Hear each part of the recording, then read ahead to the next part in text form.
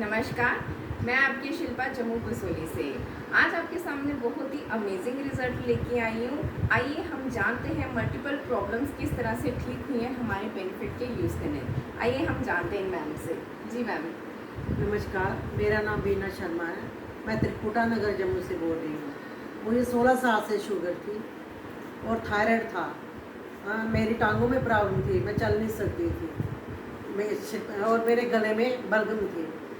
Shilpa ma'am ने मुझे ये बेनिफिट लेने के लिए बोला। मैंने 7 महीने से बेनिफिट में ले रही हूँ। मेरी शुगर इंसुलिन में लेती थी, मेरी इंसुलिन बंद हो गई है और मेरी शुगर लेवल पे आई है। 120 मेरी अब शुगर हो गई है। थायराइड मेरा बिल्कुल ख़त्म हो गया है। तो गले में मेरे प्रॉब्लम थी, बलगम आती थी, वो भी बिल्कुल ख़त्म हो गई है और अब मैं फिर थोड़ा बहुत चल फिर सकती हूँ।